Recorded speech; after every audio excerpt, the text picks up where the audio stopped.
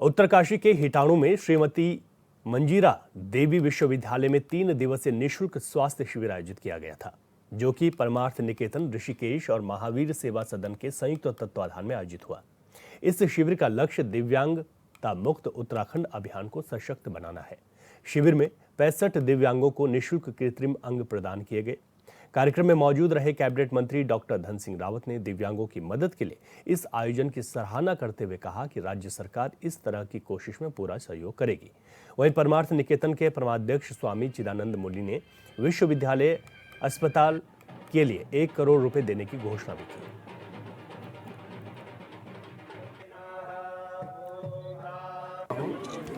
कि आज उनके संयुक्त तत्वाधान में यहाँ पे जितने भी दिव्यांगजन हैं, लगभग 65 लोगों को यहाँ पे आज उन्होंने कृत्रिम अंग दिए हैं। और जो प्रधानमंत्री मोदी जी का सपना है और हमारी सरकार का कि हमको उत्तराखंड राज्य को भी और भारतवर्ष को भी दिव्यांगता मुक्त करना है, उसके लिए एक बड़ा अभियान पूज्य स्वामी जी ने लिया है, हमारे विश्वविद्यालय ने लिया है और महावीर सेवा सदन के संस्थापक और उनके जितने भी प्रमुख लोग हैं उन्होंने लिया है। आज उनके एक भव्य कार्यक्रम उत्तरकाशी में था, उसमें मैं भी आज यहाँ पे आया हूँ और मुझे बड़ी खुशी है कि उत्तरकाशी के दिव्यांगजनों के आज चेहरे बहुत खुश मिजाज हैं कि उनको जो है आज नई जिंदगी मिली है।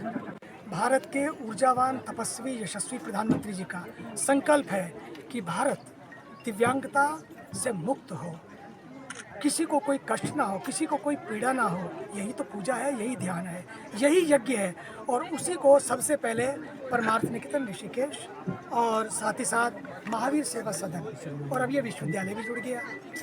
तो अब हम मिलकर पूरे समाज को जोड़कर हम लोग ये सोच रहे हैं कि पहला दिव्यांगता मुक्त उत्तराखंड, फिर दिव्यांगता मुक्त भारत ये बने। इस कार्यक्रम को गति देनी है, आगे बढ़ाना है, इसमें आप सबको भी अपनी भागीदारी निभानी है। उत्तराखंड में बंद सड़कों को खोलने के लिए तेजी से काम किया जा रहा है। मुख्यमंत्री पुष्कर सिंह धामी के निर्देश पर आपदा प्रबंधन सचिव लगातार सभी जिलों के प्रशासनिक अधिकारियों और पीडब्ल्यूडी अभियंताओं के साथ वीडियो कॉन्फ्रेंसिंग के जरिए बंद सड़कों की समीक्षा कर रहे हैं। आपदा प्रबंधन सचिव विनोद कुमार सुमन ने बताया कि प्रदेश भर में 68 सड़कें बंद हैं, जिन्हें जल्द यातायात के लिए सुचारू कर दिया जाएगा। उन्होंने बताया कि जिन सड़कों को खोलने में ज्यादा समय लगेगा उन पर विशेष ध्यान दिया जा रहा है। साथ ही पूरी रिपोर्ट मुख्यमंत्री को भी सौंपी जाएगी। वहीं सड़कों के यातायात के लिए सुचारू करने में लापरवाही बरतने पर दंडात्मक कार्रवाई के भी निर्देश दिए गए हैं।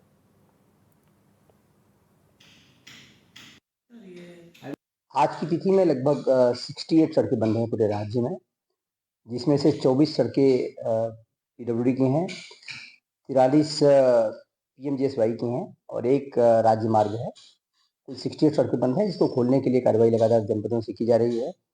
काफ़ी हद तक सड़कों को पहले खोला गया था, संख्या काफ़ी कम हो गई थी, लेकिन बीच में 3 दिन की बरसात में फिर सड़कें बहुत सारी बंद हुई, करीब 70 से अधिक सड़कें बंद हुई हैं, जिससे संख्या बढ़ी है।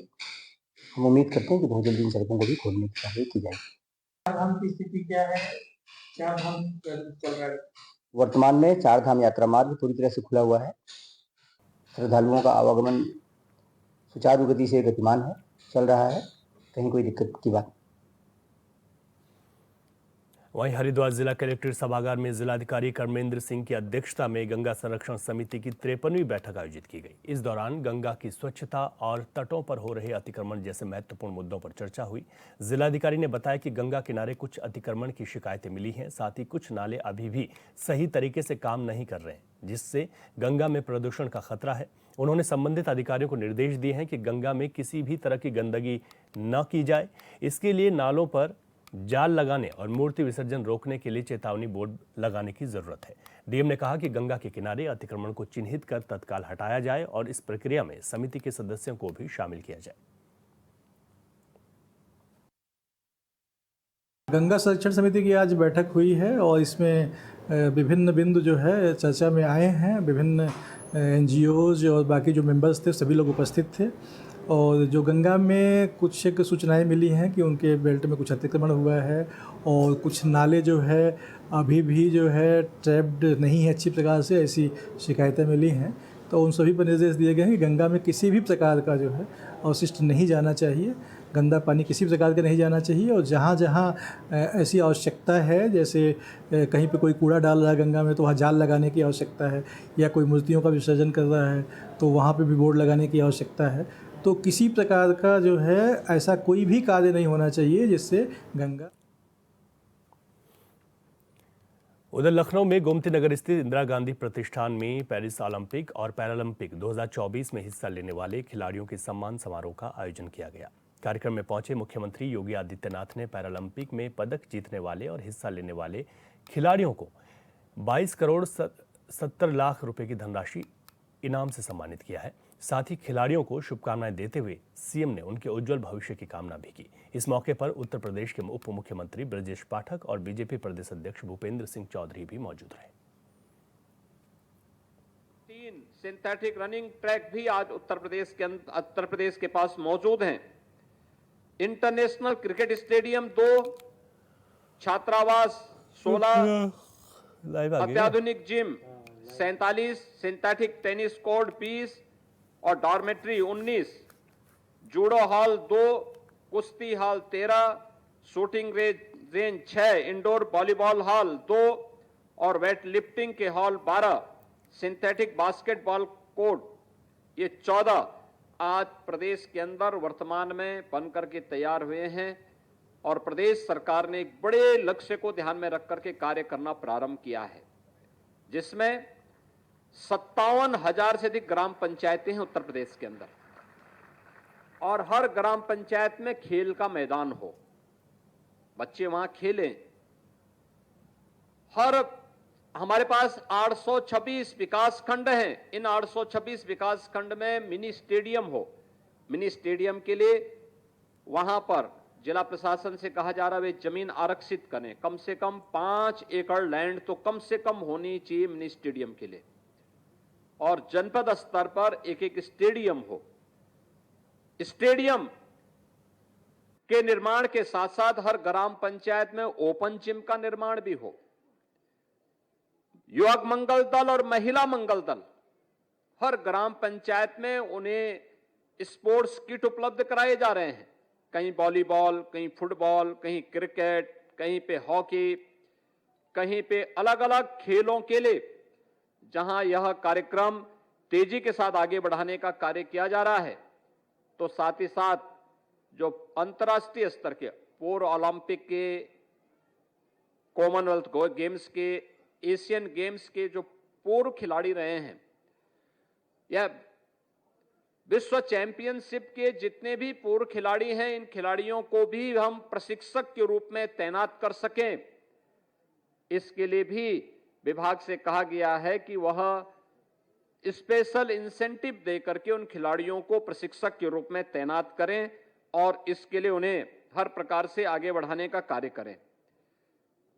प्रदेश के अंदर खिलाड़ियों के लिए, उनके प्रोत्साहन के लिए हर वर्ष हम लोग जो किसी भी अंतर्राष्ट्रीय प्रतियोगिता में जो खिलाड़ी प्रतिभाग करता है और पुरस्कार प्राप्त करता है, उनके लिए प्रदेश के अंदर पुरुषों में प्रदेश के अंदर हम लोगों ने लक्ष्मण पुरस्कार और महिला वर्ग में ऐसे खिलाड़ियों के लिए रानी लक्ष्मीबाई पुरस्कार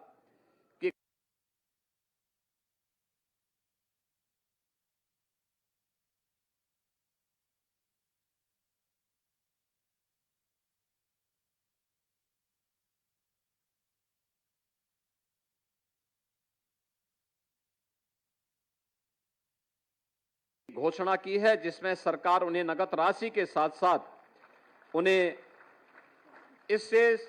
इसके प्रमाण पत्र आदि से सम्मानित करने का कार्य करती है। जो पूर्व खिलाड़ी हैं, उन खिलाड़ियों को जिन्हें अर्जुन पुरस्कार या द्रोणाचार्य पुरस्कार, ध्यानचंद पुरस्कार या खेल रत्न पुरस्कार या पद्म पुरस्कार खिलाड़ियों को जिन्हें प्राप्त हुआ है, उन खिलाड़ियों को 20,000 रुपये प्रतिमाह की वित्तीय सहायता प्रदेश सरकार देती है। जो वृद्ध और अशक्त विपदाग्रस्त राज्य स्तर के खिलाड़ी हैं, उन्हें 4,000 रुपये, राष्ट्रीय स्तर के खिलाड़ी को 6,000 रुपये और अंतर्राष्ट्रीय स्तर के खिलाड़ी को 10,000 रुपये प्रतिमाह वित्तीय सहायता प्रदेश सरकार उन्हें उपलब्ध करवाने का कार्य कराती है। एकलव्य क्रीड़ा कोष का भी गठन प्रदेश के अंदर किया गया है और साथ साथ उत्तर प्रदेश के अंदर पहला स्पोर्ट्स यूनिवर्सिटी का निर्माण भी हम लोग मेरठ में कर रहे हैं। मेरठ मेजर ध्यानचंद के नाम पे आज वहां पे एक स्पोर्ट्स यूनिवर्सिटी का निर्माण का कार्य युद्ध स्तर पर आगे बढ़ा है। इन सभी कार्यक्रमों को तेजी के साथ आगे बढ़ाने के लिए आज प्रदेश सरकार ने प्रधानमंत्री मोदी जी के मार्गदर्शन में, उनके नेतृत्व में जो एक कार्यक्रम चले हैं पूरे देश के अंदर, उत्तर प्रदेश ने आज इस फील्ड में अलग अलग कार्यक्रम बनाए हैं। अब खेल भी आपके दिनचर्या का एक हिस्सा बने। याद रखना, भारतीय मनीषा कहती है कि शरीर माध्यम खलु धर्म साधनम, यानी जीवन में एक सर्वश्रेष्ठ जीवन यापन करने के लिए जो भी साधन है वह स्वस्थ शरीर से ही संभव हो सकते हैं। और स्वस्थ शरीर के लिए आपको हर कार्य के साथ एक व्यवस्थित तरीके से जुड़ने के लिए एक मंच चाहिए। ये जो खिलाड़ी यहां पर हैं जिन्होंने मेडल जीते हैं, ये केवल मेडल और पुरस्कार ही नहीं प्राप्त होने वाले हैं, इन खिलाड़ियों को उत्तर प्रदेश सरकार की नौकरियां भी इनका इंतजार कर रही हैं। अभी टोक्यो ओलंपिक में मेडल जीतने के लिए श्री ललित कुमार उपाध्याय को हम लोगों ने सीधे डिप्टी एसपी के पद से प्रदेश के अंदर उन्हें यह स्थान, उन्हें नियुक्ति पत्र दिया है। इसके अलावा अन्य तमाम खिलाड़ी इस संबंध में प्रदेश के अंदर इन्होंने यहां पर उन्हें प्रदेश के अंदर यहां पे प्रदेश सरकार ने उन्हें नियुक्ति पत्र देकर के सम्मानित किया है। प्रदेश सरकार आज उन लोगों को अपने साथ जोड़ रही है।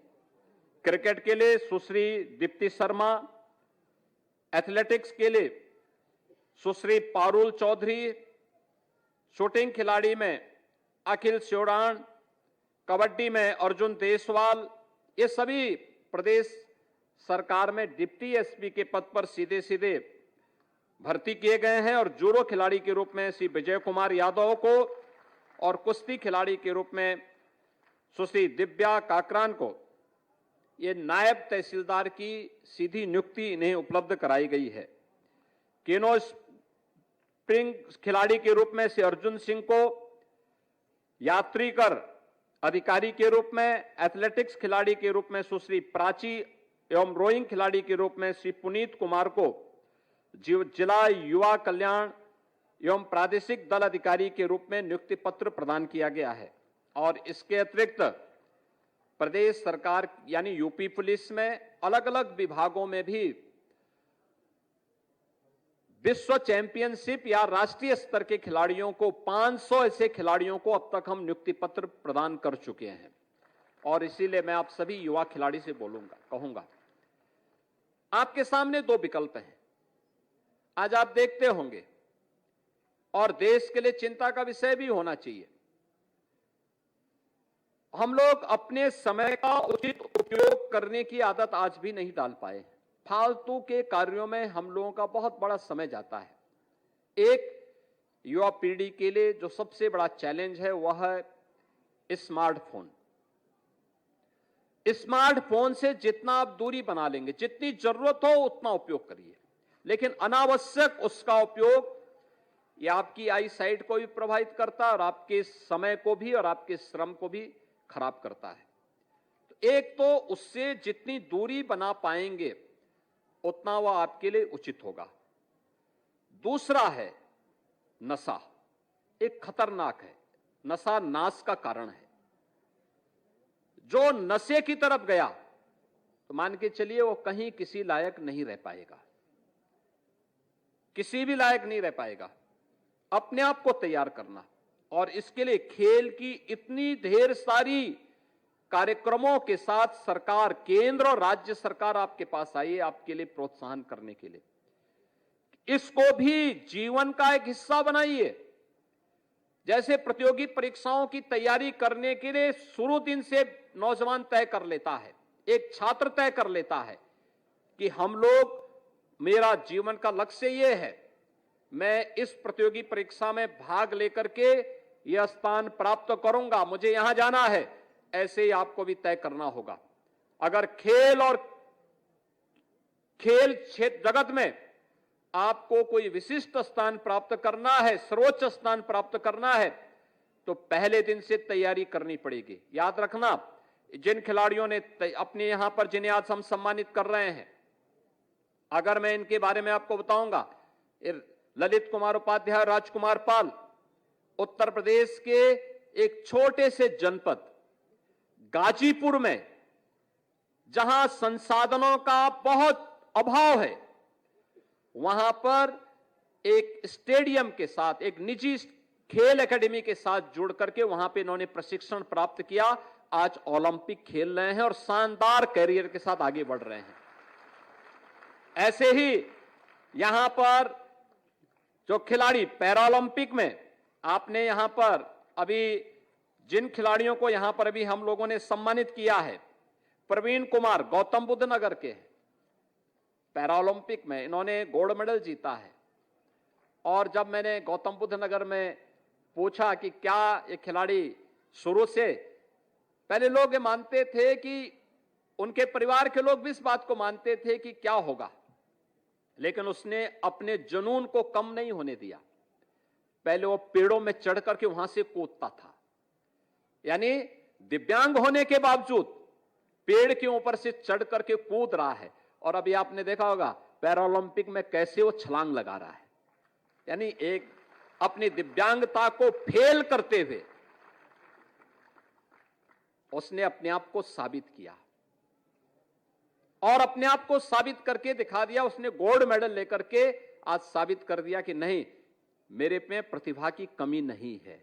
ऐसे जितने खिलाड़ी हैं, आज तो संसाधन सरकार पर्याप्त मात्रा में उपलब्ध कराने को तैयार है, और जितने भी हमारे नवोदित खिलाड़ी हैं, नए खिलाड़ी हैं, उन सबको इन खिलाड़ियों के छोटे छोटे वीडियो, और मैं खेल विभाग से भी कहूंगा, वीडियो उपलब्ध करवाइए इनके खेल के, ये देखें, फिर उसके लिए उस प्रकार का प्रशिक्षण, और उस प्रशिक्षण के माध्यम से इनको आगे बढ़ने के लिए एक प्लेटफॉर्म उपलब्ध कराना। चाहे नेपाल में हो रही भारी बारिश के बाद नारायणी नदी उफान पर है। नदी का लाखों क्यूसेक पानी डिस्चार्ज होने के बाद महाराजगंज जिले के निचलौल के 3 गांव बाढ़ की जद में हैं, जिसकी वजह से लोगों को काफी परेशानी का सामना करना पड़ रहा है। वहीं गांव की स्थिति का जायजा लेने के लिए जिला पंचायत अध्यक्ष, डीएम और एसपी भी पहुंचे, जहां उन्होंने एसडीआरएफ टीम की मदद से तीनों गांवों का दौरा किया और बाढ़ पीड़ितों से मुलाकात कर उन्हें राहत सामग्री भी बांटी। इस दौरान जिलाधिकारी ने बताया कि आपदा से जुड़े सभी विभागों को अलर्ट मोड पर रखा गया है।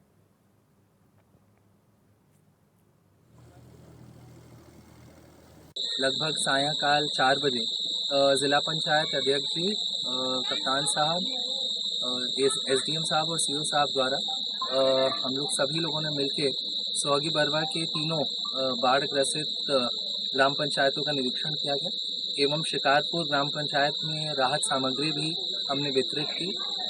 वहाँ के लोगों को जो भी समस्याएं आ रही थी, जैसे क्लोरीन टैबलेट्स से रिलेटेड या कोई और सामग्री से रिलेटेड, उसको उस समस्या का निस्तारण करने के लिए, त्वरित निस्तारण के लिए उचित निर्देश भी दिए हैं। वैसे जल स्तर यहाँ पे लगातार घट रहा है और हमें आशा है कि अगले 24 घंटों में यहाँ पे जो डेली का दिनचर्या है वो वापस नॉर्मलसी को रिटर्न करेगी। अमरोहा के गजरौला थाना क्षेत्र के प्राथमिक विद्यालय के शिक्षक ने स्कूल के ही क्लासरूम में फांसी लगाकर आत्महत्या कर ली। बताया जा रहा है कि शिक्षक का स्कूल में ही किसी से विवाद हो गया था, जिसके बाद शिक्षक ने सुसाइड नोट लिखकर अपनी जीवन लीला समाप्त कर दी। वहीं मामले की सूचना मिलते ही पहुंची पुलिस ने शव को कब्जे में लेकर पोस्टमार्टम के लिए भेज दिया है और मामले की जांच शुरू कर दी है।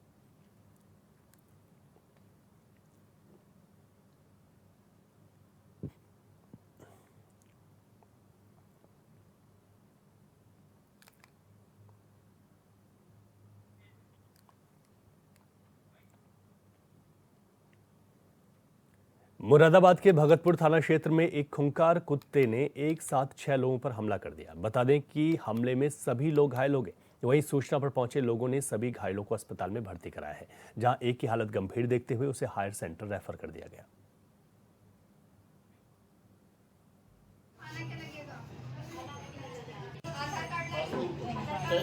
कहाँ पर काटा था? क्या कर रहे थे आप? किस चीज़ की तैयारी कर रहे हो? तो कितने लोगों को काटा कुत्ते ने? 2 लड़कियों को, उसके अलावा 3 लोग और हैं, कुल 6 लोगों के काटा।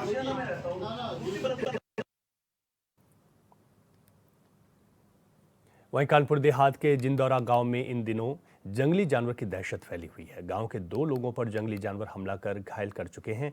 ग्रामीणों ने इसकी सूचना वन विभाग को दी और खुद भी उस जानवर को खोजने में लग गए। इसी के चलते ग्रामीणों ने जंगली जानवर को देखते हुए उस पर हमला कर दिया, जिसके बाद उसे पशु चिकित्सालय में लाया गया, जहां उसकी मौत हो गई। वहीं वन विभाग के अधिकारियों ने जंगली जानवर की पहचान सियार के रूप में की है।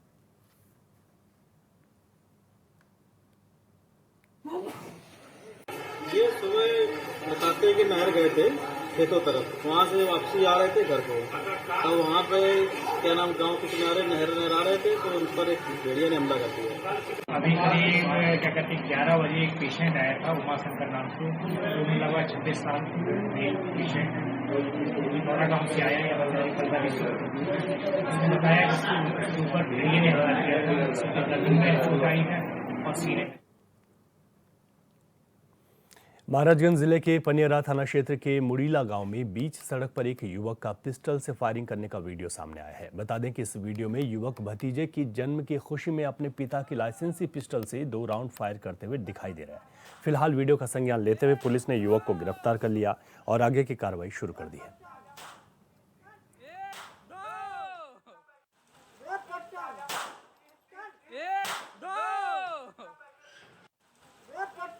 सोशल मीडिया पर एक वीडियो वायरल हो रहा है जिसमें एक व्यक्ति द्वारा सड़क पर पिस्टल से फायर किया जा रहा है। इस संबंध में अवगत कराना है कि वायरल वीडियो में फायरिंग करने वाले व्यक्ति की पहचान मनीष कुमार पुत्र कृष्ण कुमार निवासी मुड़ला बाजार थाना पनेरा के रूप में की गई है। इनके द्वारा अपने छोटे भाई के पुत्र पैदा होने पर अपनी दुकान के सामने अपने पिता की लाइसेंसी पिस्टल से फायर किया जा रहा है। इस संबंध में थाना स्थानीय पर संबंधित के विरुद्ध अभियोग पंजीकृत कर लिया गया है। और मुख्यमंत्री पुष्कर सिंह धामी हरियाणा पहुंचे हैं, जहां पर वो चुनाव प्रचार में शामिल हुए हैं। हरियाणा के कलनौर विधानसभा में मुख्यमंत्री पुष्कर सिंह धामी मौजूद हैं। तो रेणु डाबला के पक्ष में ये आयोजित जनसभा है, जहां पर पुष्कर सिंह धामी मौजूद हैं और लगातार, क्योंकि इस वक्त देश में भाजपा के स्टार प्रचारकों में शामिल उत्तराखंड के मुख्यमंत्री जहां पर भी चुनाव हो रहे हैं, चाहे जम्मू कश्मीर हो, हरियाणा हो, इन तमाम जगहों पर पहुंच रहे हैं और चुनावी प्रचार में शामिल हो रहे हैं। भाजपा ने स्टार प्रचारक के तौर पर उनको इस वक्त बड़ी जिम्मेदारियां सौंपी हैं। रेणु डाबला के पक्ष में ये आयोजित जनसभा है कलानौर हरियाणा में, जहां पर सीएम धामी पहुंचे हैं और चुनाव प्रचार के बाद इस जनसभा को भी अब सीएम धामी संबोधित करेंगे। तो कलानौर हरियाणा में मुख्यमंत्री पुष्कर सिंह धामी पहुंचे हैं, जहां पर हरियाणा में चुनाव प्रचार को लेकर रेणु डाबला के पक्ष में भाजपा प्रत्याशी के लिए वो चुनावी सभा में उन्होंने इस वक्त शिरकत की है